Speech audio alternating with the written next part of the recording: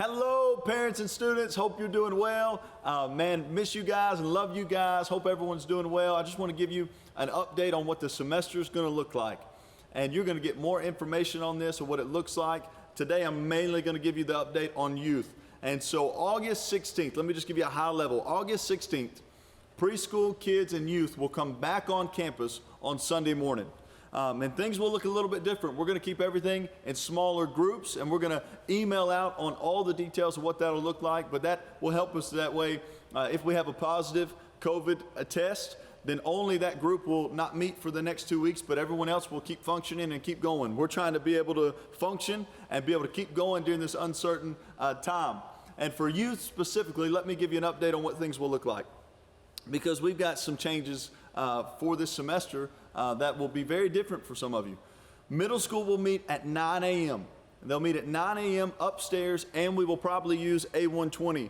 And so middle school will meet there, and we will do small groups. We won't come together in a large group at the beginning. They'll go straight to their group, straight to their small group, and during that time, they're going to get everything they need for the week. We're going to give them a word. We're going to have leaders pouring into them, and they're going to be building relationships and doing community. We're going to encourage those groups to do things outside of Sunday morning and to really dive in and to really hone in on that community that they're building on Sunday morning. For middle school, that's a one-stop shop. So they won't be doing anything else during the week unless they just choose to be a part of a D group. But we won't have a Wednesday night service. We won't have any of that. We're just really focusing on that small group on Sunday morning for those middle schoolers. It's a great time because you have many parents coming in on a Sunday morning.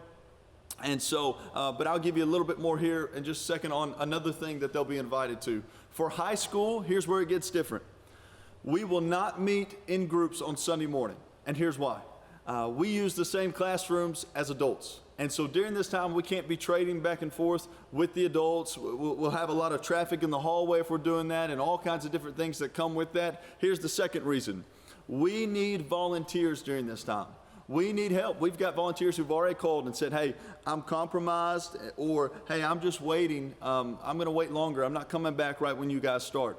And so we need volunteers across the board. So we really need our high school students to step up and be the heroes right now. We need them to be willing to give up their space and also to say, I'm willing to serve. I'm going to start using the slogan, hey, if you can get a driver's permit, you can serve the church. Even if you're 14, you can serve the church, and you can't get one. But we need them to step up and serve. And I think this could be a really cool thing because they get to be a part of the big picture now. They get to serve the church, and then at 10:30, we want them to worship in the worship center.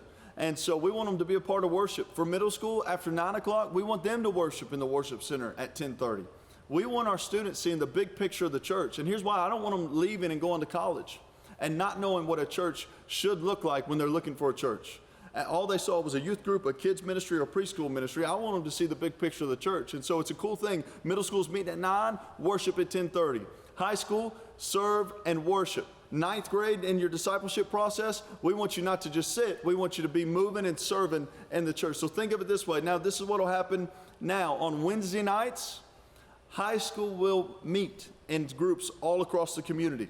We're calling Sunday morning and Wednesday night, middle school and high school, city groups. Middle school city groups on campus at 9 o'clock, high school city groups on Wednesday night, all across the city and different homes and locations. So in the city, for the city. It's a different way to think about it. But think about this. Wednesday is your connect piece. Sunday morning is your serve and worship piece. And we love to say around here, worship, connect, serve. Now here's what can be really cool about these city groups. In these city groups on Wednesday nights, you'll have student leaders and adult leaders in these homes. And you think about this. There might be some kids out there that when they say, hey, would you come to this house with us tonight and hang out? That a kid might be willing to come and show up at that house who never was willing to show up at church. Think about this. In that city group and in that home, very rarely are you ever going to have kids come in a home like that in a smaller group setting and someone leaves and no one knew who they were and they fell through the cracks. Can I be honest? One thing that burdens me is sometimes on a Wednesday night when there's hundreds of kids everywhere, I know that sometimes there's probably a kid leaving that we might have missed, and I don't like that feeling. I don't like thinking about that. I don't want anybody to fall through the cracks. And the beauty is nobody is going to fall through the cracks on Wednesday night or Sunday morning that way. Also, think of the community and the discipleship that could happen in that home. And so these will be all around the city. Now here's where I need your help big time. I need you to sign up. I need you to sign up for a middle school city group. If your student's coming on Sunday morning, I need you to sign up for a high school city group on Wednesday night. And here's where this is really going to help me and really help our team out. One, it helps us know how many students we're expecting who are coming to that city group or want to be in a city group. That will help us limit the number so that we don't end up with 100 kids in the same room or the same house. Also, it allows us to know who they want to be with and people in their friend group, which will allow us to build these groups so that the community is even better and these kids are more comfortable opening up. For high school as well, I didn't mention it, but there'll be co-ed houses and same gender houses. So there might be a high school boys house and then there might be a co-ed house. But you sign up and just put down the friends that you want to put down, and we'll be releasing more info on that later. Now here's just what I want to encourage you with real quickly before you go today. I want to give you 4 real quick things as we enter this time. It's a different season, it's a new time, but 4 real quick things as we enter this new season.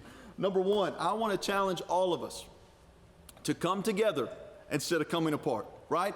There's a crisis going on, there's panic going on, there's fear going on, there's all different things going on. Everybody's got different opinions. Everybody could shout one thing, and then on the other side, people could be shouting the other thing. And right now could be a time where we begin to come apart instead of come together.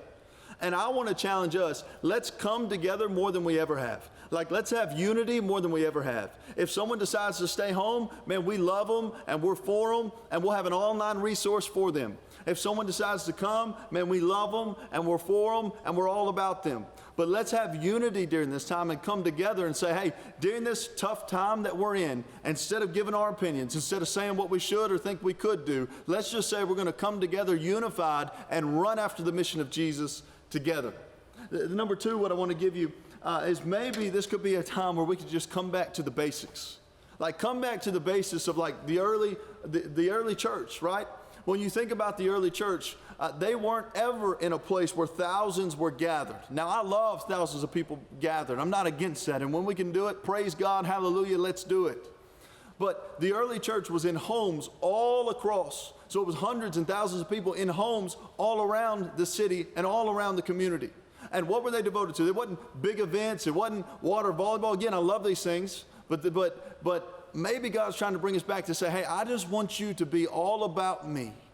If there's no nachos and 3-on-3 basketball, if there's no water volleyball, if there's no snow cones, if it's just you and some of your friends in a house, chasing after the person of Jesus, loving each other and doing life together and praying to me, then I'm going to move in a mighty way. Like, maybe God's trying to bring us back to say, hey, maybe you've forgotten what it's really all about. Maybe we've forgotten what it's all about. Like, maybe during this time we need to rely more on prayer and the power of God coming down than any kind of plan, program, or personality like we always should have. And so I'm just encouraging us to say, maybe this is a time where we can just come back to the basics. We'll say, hey, we're going to get in smaller groups on Sunday morning and on Wednesday night, and we're going to get in the Word, and we're going to do life together, and we're going to love each other, and we're going to pray together. Maybe as well, let me remind you this, number 3, let's just come to the conclusion that we're not going to stop no matter what. We're going to keep going for it. We're going to keep chasing after. You say, why? There's all kinds of red tape now. There's all kinds of restrictions. Here's why. The gospel is too important to stop. The mission of Jesus Christ is too important to stop. The methods may look different, but the mission stays the same. We need to see people saved and see saved people grow up. And so we're going to keep going for it. We're going to keep meeting. If a group has to shut down for 14 days because we had someone test positive, that's okay. Everybody else will keep going, and they'll be back soon. But we're going to keep going for it and diving in and chasing after Jesus. The mission is too great to stop. And then number 4, lastly, let me give you this. Man, come on and keep going for it, because celebration is coming. Come on and keep going for it, because celebration is coming. Man, we're going to celebrate all God does through these small groups, through leaders, through parents opening homes, through us equipping the saints for the work of the ministry. Think of how cool this could be. Man, high schoolers serving all over our campus. Adults opening their homes for students to meet. Think of adult leaders pouring into students. We're going to come alongside parents during this time and say, we're going to equip you to disciple your kids at home. During this time, I'm just telling you, we're going to see people saved. We're going to see people grow up. We're going to see people catch on fire for Jesus. And so I'm asking you, come on and keep going for it because there's going to be celebration to be had. And we're going to celebrate. And I'm praying that when we look back on this time, a year from now, 2 years from now, whatever it is, that we can look back and we can celebrate all that God did. And the celebration might look different. It might not look like 1,000 kids showing up to a big youth night, which I love. It might look like us equipping parents to disciple their kids at home. It might look like instead of thousands of kids on this campus for VBS, man, there's families at home discipling their kids to follow Jesus.